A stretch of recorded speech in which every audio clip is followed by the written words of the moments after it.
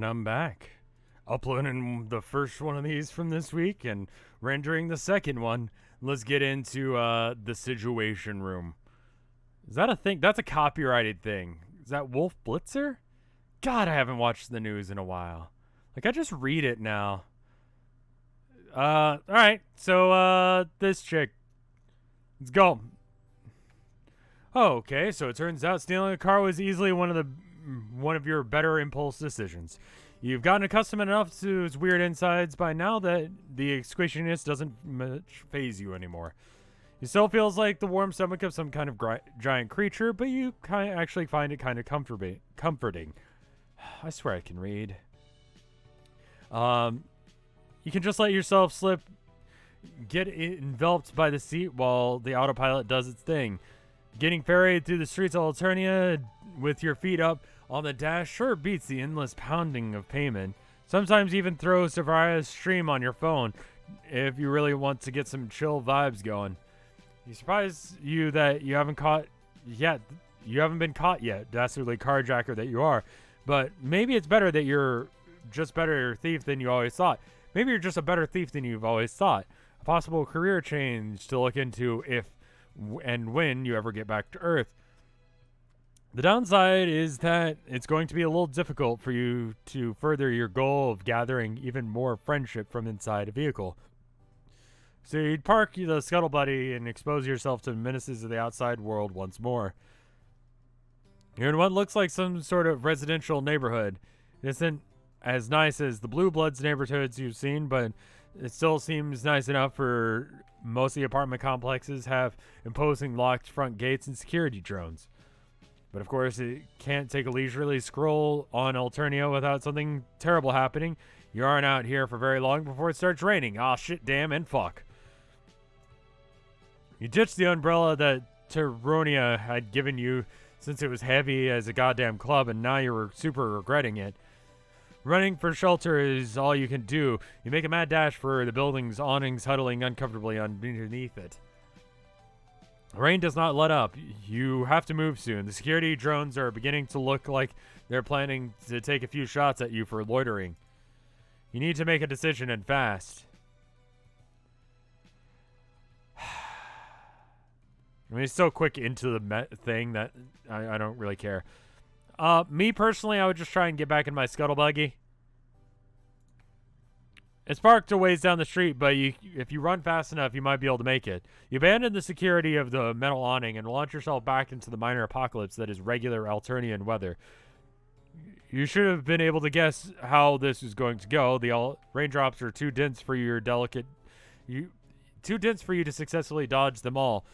And your delicate human body isn't built to withstand the nuclear-ass rain. Oh, right. It's not regular rain. It's like bombs of water. You probably would have had better luck with the security drones. Dead. Jesus Christ. Well, at least that one went quick.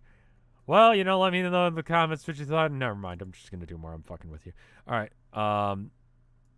I should probably have, like, a thing at the end where I'm like, well, let me know. Because, like, community engagement and all that bullshit they always, like, tell you to do when you're doing YouTube videos. But, like, I don't know. I'll try and think of a question by the end of this. And then I'll ask you guys, and then we can talk about it in the comments. Try to get into one of those buildings. How about if I don't think of one or if I forget to do it? In the comments, let me know what a good question that I should have asked you so that way I could have driven community engagement would have been. Like something that you would have actually given a shit about the conversation for. Or maybe just answer that question and don't have the context of the question in the first place and just say random shit. Answer a question I didn't ask in the comments below. There you go. And then people will be like, what the fuck did he talk about in this video? It'll be great. There's no way you're getting past any of those without a passcode. But wait, you think you see someone coming your way. Perhaps they'll be your knight in shining armor. So what you're telling me is that my appointment is canceled. You're still a distance away, but she's looking right at you. You point yourself questioningly, thinking that she might be talking to you, but you realize that she's wearing a Bluetooth headset. Germany, Used to be so on the ball, remembering the time that he gave me the prong beautification procedure right after that high blood ripped his arm off. Now he can't bounce back from one little thresher in the abominable sausages. What happened to that boy? He's losing his touch. It looks like she's coming back from a jog, if the running shorts are anything to go by. She's wearing running shorts? But she's all bothered by... If she's at all bothered by the acid glancing off her skin, sending dozens of little firecracker sparks in their wake, she isn't showing it. She seems more preoccupied by the harried conversation she's having on her phone. Most importantly, she's power walking to the entrance of the building, which must mean that she lives here.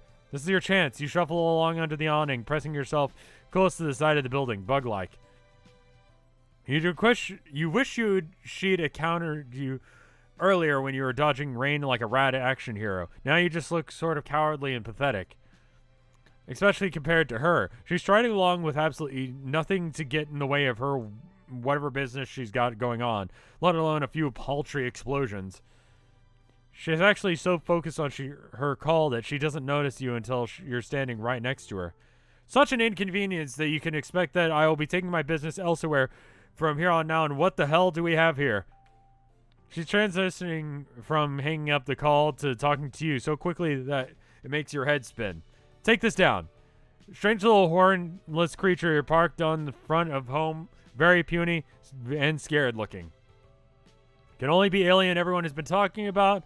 Such an appointment can't go to waste, now can it?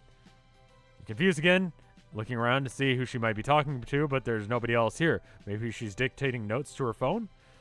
Look at you. We can't have you wandering around outside like this, darling, can we? Are you a news reporter?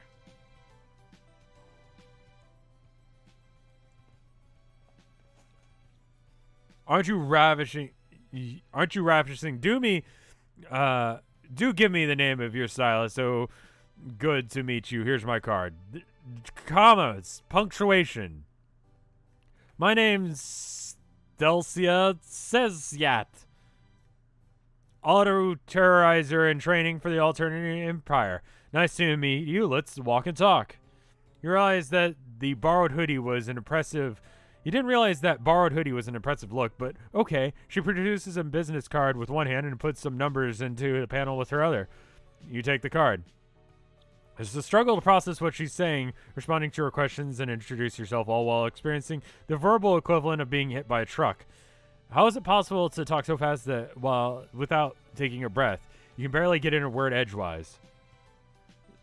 Stelcia continues chattering away. She steps inside and waves for you to follow her into the apartment building's elevator. You do. So do tell me. So I'm actually supposed to read this as fast as possible. Jesus Christ. So do tell me, do you run any businesses on your planner? And if you do, I would be more than happy to offer my services. They are very efficient and affordable, I can assure you. All your legal and financial documents will be checked over in no ill time to make sure everything is running at tip-top shape. I'm so happy to have run into you. Ever since Zizzy told me she met you, I've been asking her to introduce me. It is so important for a professional to continue growing her network, especially intergalactically. Don't you agree? She's still busying herself with her phone while talking to you, texting on a tiny keyboard. The name Zizzy doesn't ring any bells. You flip through your Rolodex in your brain trying to remember. Have you really made so many friends that you're beginning to forget their names? I just do that naturally, dude. You're impressed with yourself. It feels like only yesterday you were crawling around in the basement of a murderess and getting stabbed in the shin with a screwdriver.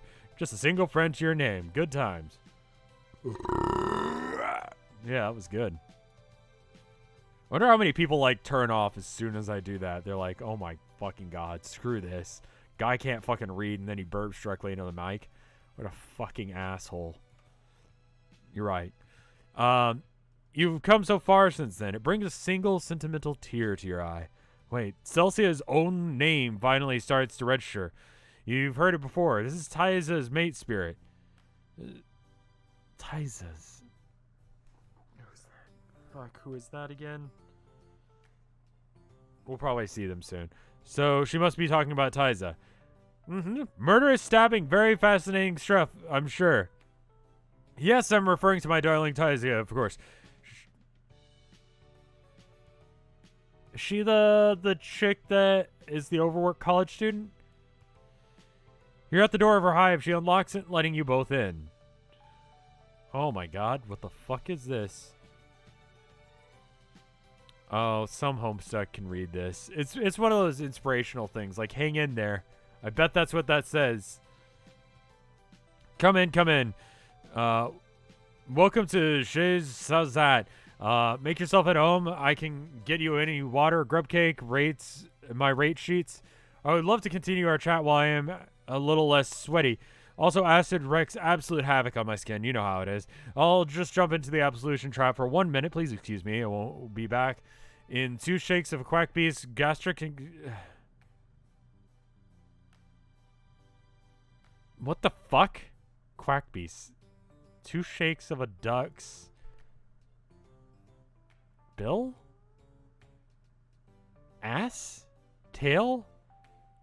A duck's tail. That's not a thing someone says.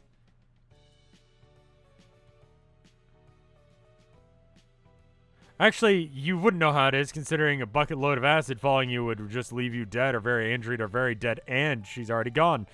You're a little relieved. It's not that Celsi isn't friendly. She's pretty friendly. It's just she approaches friendship in a way that makes you feel a little like a line on her to-do list that she's in a hurry to check off. She seems like she wants to work some sort of contract, not as a friend, but that's okay. You've worn many hats in the pursuit of friendship. Clown cultist, impromptu shoe-papper, murder accomplice, business associate is one of the more tamer ones on the list. Now that you no longer have to keep up with her mile-a-minute conversation, you take a proper look around her hive. You're not sure what the most perturbing... What's more perturbing? The sheer amount of pink that's accosting your eyeballs, or the fact that everything is so painstakingly organized that she's making you a little uncomfortable. It's like you merely standing here is disrupting the careful order of the room. Is this order? Oh, hey, it's a Mario mushroom. Or a flower, like the fire flowers. Yeah. Her shelves are crammed full of books, all neatly arranged according to topic, with each topic displaying a little label on each shelf. She's also... I mean, my books are categorized based on subject as well, but that's, like, not anything to talk about, right? That's just how you put books on a shelf? Like, you want to have some sort of fucking system so you can find them at some point? Like, nerd shit, weird cultist, like, esoteric text, and then, like... normal human books for the rest of it, like on the top half, so that way, like, when people take a quick glance over your bookshelf, they don't see all the weird shit. I like that this one just straight up says book in English. Her shelves are so crammed full of books that neatly arranged according to the topic, with each topic blah blah blah blah. She also has a load of posters featuring motivational slogans under strikingly nature photography. The only normal-looking spot in her hive is a coffee table with a mishmash of personal belongings piled on top of it. Books, papers, a jacket, and you might think what might be a mug. None of these items strike you as being particularly Stelzia's style. The overall effect is a very pink, very neat office cubicle. Almost like you should start chugging mediocre coffee and complaining about how much you hate Mondays. So sorry to have kept you waiting. Stelzia reemerges, her hair wrapped in a towel.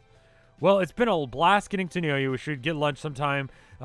Keep the conversations going. I'll pencil you in, darling. But for now, I've got a bit of a dilemma to deal with. That sounds worryingly like a dismissal. You sneak a glance at the schedule on her bulletin board. It's a blaze of color. Barely any free slots. You don't want to be penciled in. You have no idea when she'd be available next. And you need her sweet, sweet friendship now. Maybe whatever friendship or whatever problem is something you could help with. Unless you're a ludicrously talented beautician, I think not. My usual place bumped me off their list right before a very important meeting, too. A girl has to look her best for these things to really knock their socks off. If I want to make arrangements at another salon, I shall have to move fast. No time to waste. If you've seen any of my Flash streams, you guys know that I fucking know how to do makeup. I know a thing or two about eyeshadow and lipstick, blush, cuticles, body horror. I know how to do makeup. Who needs a beautician when I'm around? You have absolutely no professional beauty experience, but Servia did give you that crash course into crafting great looks. Celsia is probably after a vibe that's a little bit less moisture wave, but you're sure you can whip something up. You tell her that you'll help her get ready instead. Right in here in her hive. Oh! How nice of you. I've never had a house call before. Let's do this. She leads you to the next room, rubbing her hair dry as she goes. There's a Recruper Croon in the corner, a vanity in the other, an array of poofles, brushes, and mysterious implements. Oh, right. This is all alien shit. I don't know what the fuck this is. All on the surface. Some of them are disturbingly pointy. Well, you're sure you'll be able to figure out what some of them are once you start using them. Stelcia takes a seat on the chair in front of the vanity, folding her hands primly in her lap. Darling, what do you think we should do first? It's all up to you. Not this again. Why is it always you making the decisions around here? What would you wouldn't give to be able to voice your own life choices off onto random people you've just met? It would be refreshing. I mean, horns look fine.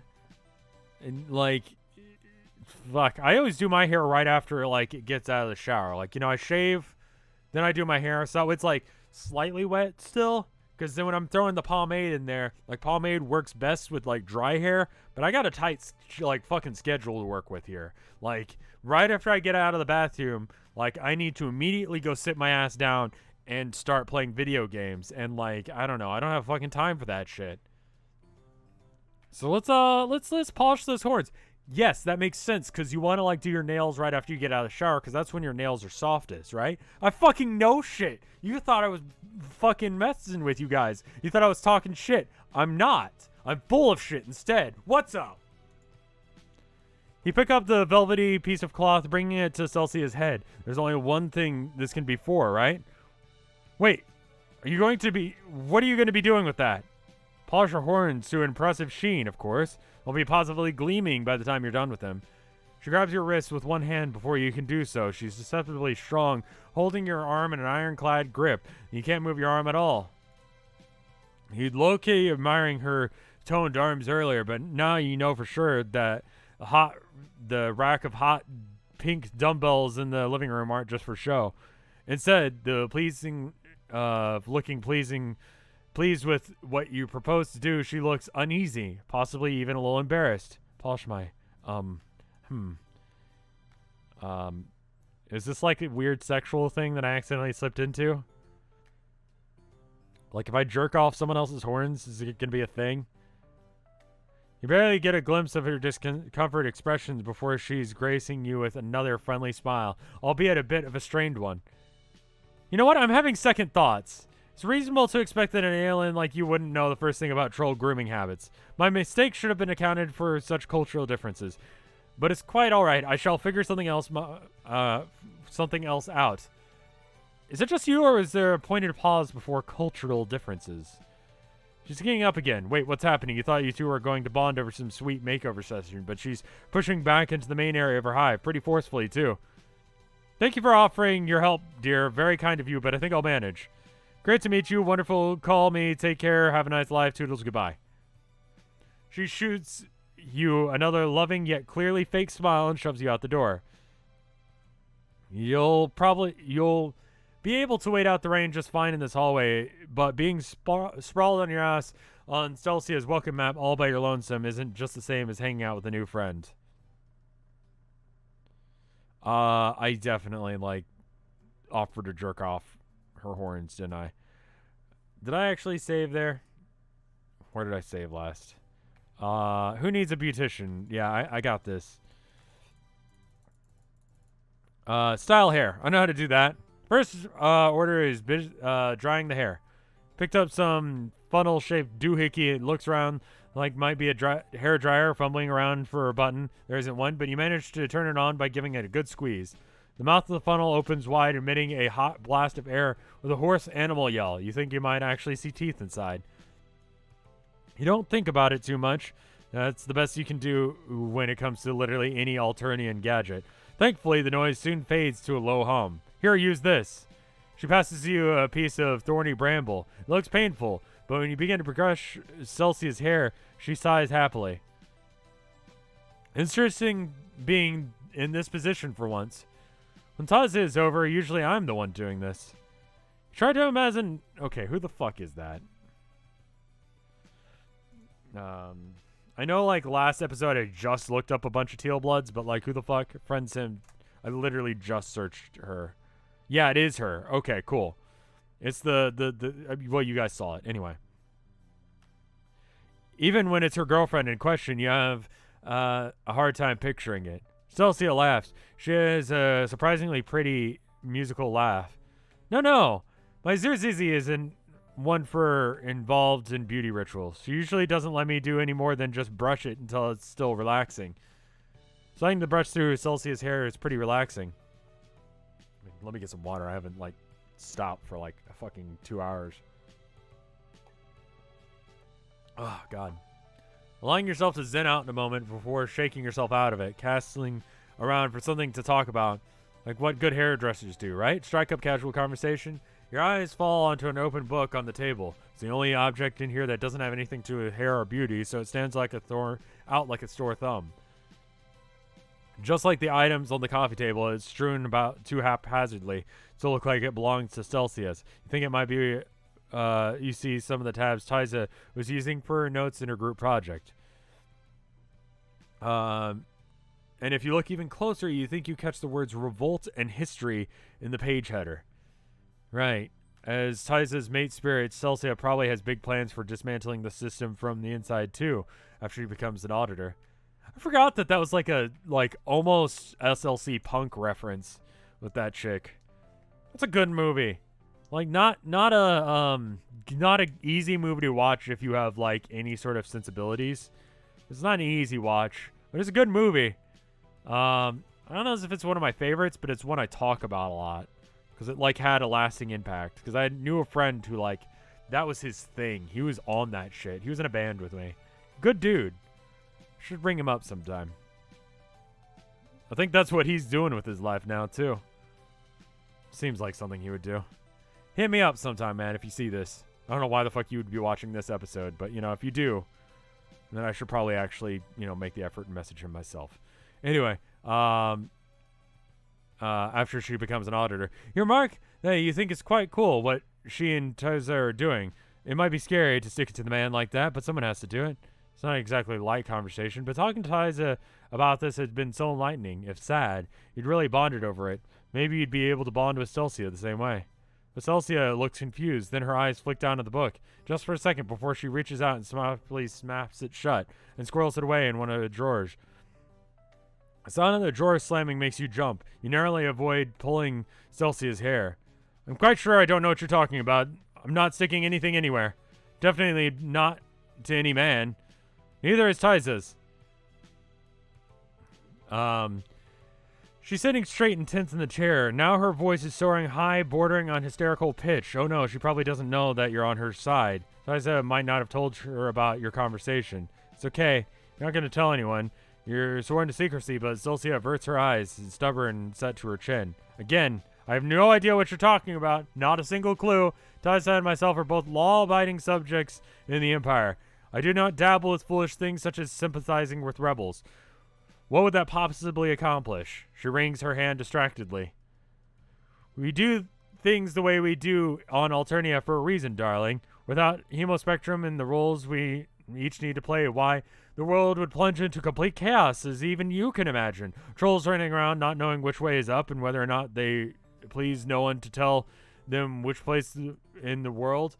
She goes from hand-wringing to gesticulating wildly, almost knocking over a row of jars off the table, positively frantic at the prospect of societal breakdown.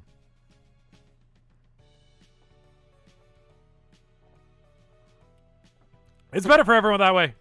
I truly believe that. You're beginning to realize that you might have put your foot in your mouth just a little bit. Stuffed a toe or two in your gob, maybe. She sounds way too earnest for this to be a cover-up. Could be possible that Celsia really does side with what had Taiza called her the condescendence. And that she doesn't know about Taiza's underground research after all. That book was right there. So confused. Talking about this is clearly distressing Celsia, though. Celsia. Yeah, I think that's right. So you drop it, focusing on finishing up her hair, and oh, okay, the other render's done. But it's soft now and it's dry. You're sure you styled it correctly, but she seems pleased. You're not sure you styled it correctly, but she seems pleased. Great work. Nice. Fantastic. You did an excellent job. You glow out the praise. You say thanks, but she's already passing you a bottle of nail polish. She wants you to go all the way, huh? You twist it open, get to work. You're focused on not smudging the teal color all over the stately points of her claws and talk. This is actually really hard. Have you ever tried to put nail polish on? Like, I haven't put it on myself. I tried to help Tilda once. It's fucking hard. You guys see my brushwork and my paintings? It was like that. Like, kind of messy, but artistically messy. But that doesn't fucking work on nails.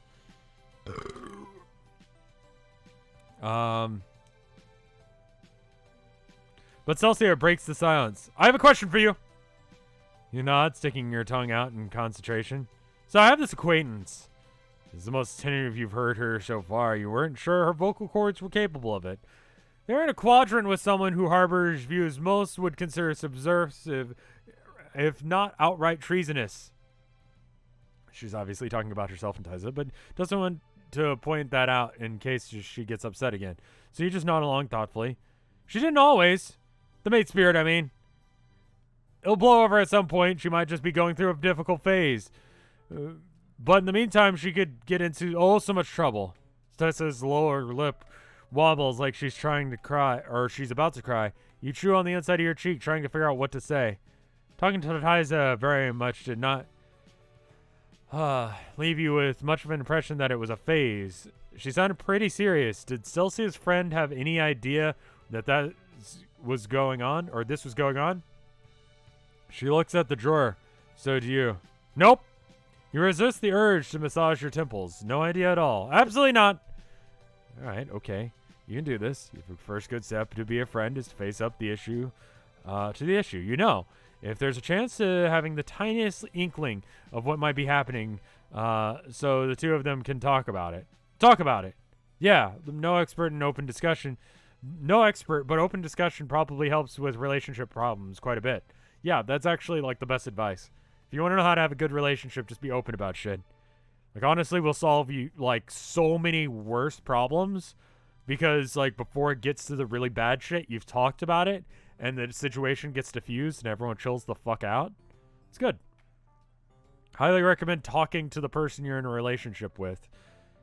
Ostensibly, you want to be in a relationship with them for a while, which means talking to them quite a bit. If that doesn't sound ideal, you might want to not try and be in relationships. Plus, you ruminate to yourself. The more you think about it, the less that it seems that Taiza's leaving her controversial book out there was an accident. It was right in front of Celsia's chair, after all. Maybe Taiza wanted Celsia to see it. You'd slicked the last bit of color onto Celsia's pinky claw a while ago, but both of you are too wrapped up in conversations to suggest that you should move on to something else. She lets you polish dry them while the two of you continue to talk. But my friend does not agree with her mate spirit's sentiments. Discussing it would cause unnecessary friction, wouldn't it? Maybe, but even so, addressing the issue is probably better than pretending that it isn't there. Besides, quadrant mates can coexist regardless of differing beliefs, right? It's generally a good idea to, like, be pretty on the level about, like, the main, I would say, 4 things you're not supposed to discuss in popular or, like, polite company with whoever you're in a relationship with. That being, like, religion, money, and politics. It's like the big 3.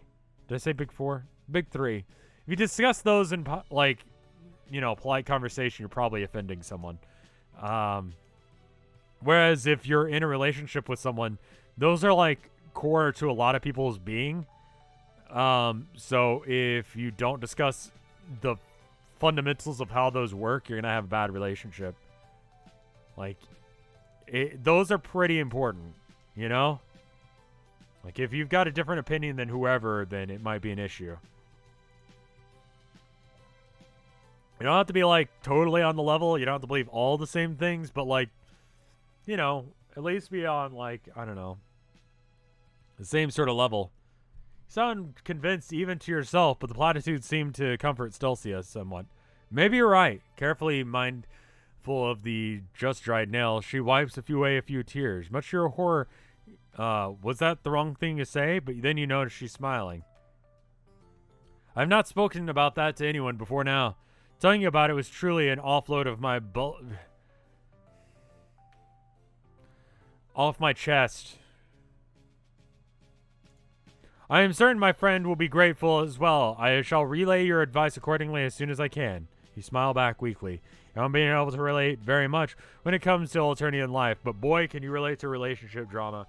And trolls sure seem to have plenty of it. They're all teenagers, no shit. You hope everything turns out right for her and her friend. Her voice is still a little sniffly and her eyelashes still wet. You retrieve a frilly box of hand tissues and hold it out to her, hoping that this will help. She pulls out a few and blows her nose and blows her nose on them with a sad honking sound. I should finish getting ready. She seems reluctant to get up, though. You'd probably be the same knowing that you had to head into a serious business meeting after spilling your heart like that. Experiencing emotions is tiring. I don't recommend it. Eventually, though, Stelcia musters up enough energy to get to her feet. Much to your surprise, instead of immediately rushing off to complete her next pre-meeting task, she pulls you into a tight hug. Thank you. You're a real friend. And there it is. Not a colleague, not a potential client, but a wonderful friendship word. Yeah! I did it! I gave basic relationship advice to someone who's, like, a little bit unhinged. Again!